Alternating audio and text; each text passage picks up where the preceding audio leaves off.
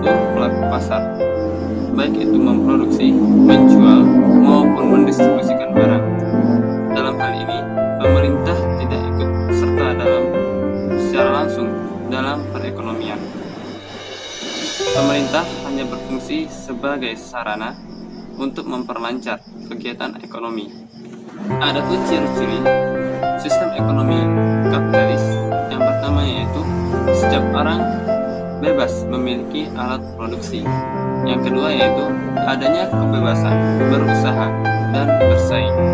Yang ketiga yaitu campur tangan pemerintah dalam hal ini dibatasi. Yang keempat yaitu harga dibentuk di pasar bebas, bukan dibentuk oleh pemerintah. Yang kelima yaitu produk didorong oleh prinsip laba atau keuntungan. Selanjutnya yaitu sistem ekonomi komunisme. Sistem ekonomi komunisme merupakan kebalikan dari sistem ekonomi kapitalisme, di mana pusat perekonomian suatu negara berpusat pada pemerintah. Oleh karena itu, setiap orang tidak berhak memiliki kekayaan pribadi. Oleh karena itu, nasib seseorang dapat ditentukan oleh pemerintah. Sistem ekonomi ini bertujuan untuk pemerataan ekonomi dan kebersamaan.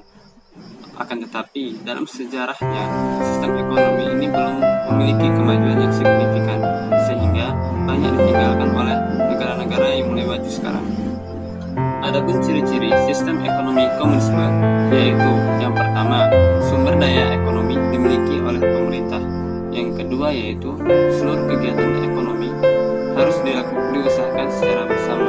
Yang ketiga yaitu segala keputusan baik jumlah maupun jenis barang ditentukan oleh pemerintah. Yang keempat yaitu harga pasar barang maupun jasa ditentukan oleh pemerintah. Yang terakhir yaitu warga masyarakat adalah karyawan bagi negara. Selanjutnya yaitu sistem ekonomi Islam.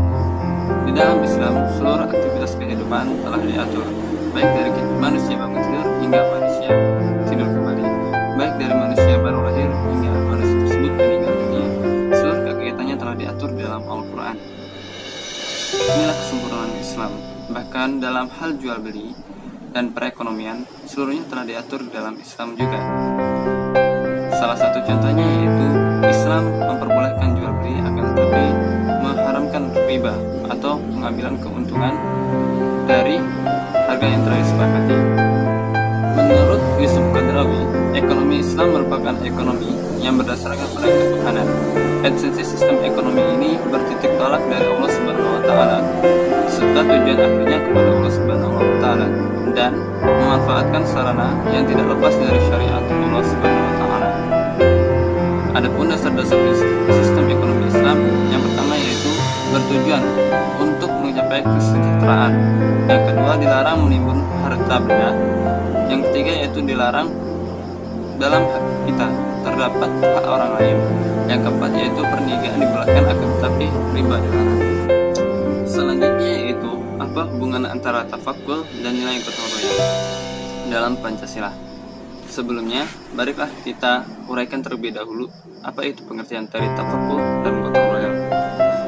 Yang pertama yaitu tafakkur. Tafakkur yaitu usaha saling tolong-menolong antara sejumlah orang melalui investasi dalam bentuk aset melalui akad tabarruk atau hibah pemberian.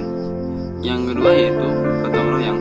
Secara sederhana, gotong royong berarti mengangkat sesuatu secara bersama-sama atau mengerjakan sesuatu secara bersama-sama. Dari pengertian tersebut dapat kita ambil kesimpulan bahwasanya tafakkur dan gotong royong itu memiliki kesamaan, yaitu melakukan sesuatu secara bersama-sama.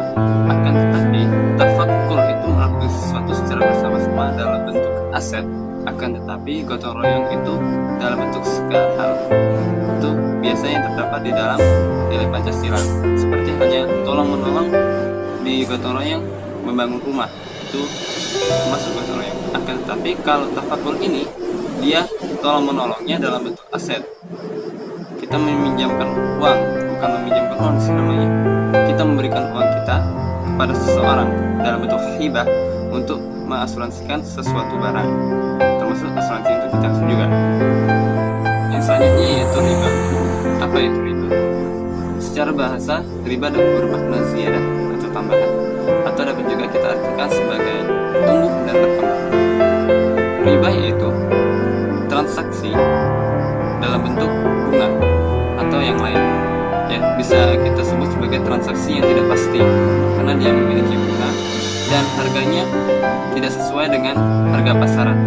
Seperti misal kita bertransaksi harga suatu jeruk itu 25. Akan tetapi ketika orang itu dengan sistem riba, dengan kredit atau yang lain, itu bisa menjadi 30.000. Dalam pandangan saya, riba merupakan sesuatu yang merugikan. Mengapa begitu? Karena kita membeli sesuatu barang dengan riba itu mengurangi kebarukan barang tersebut. Dan selanjutnya yaitu kita membelinya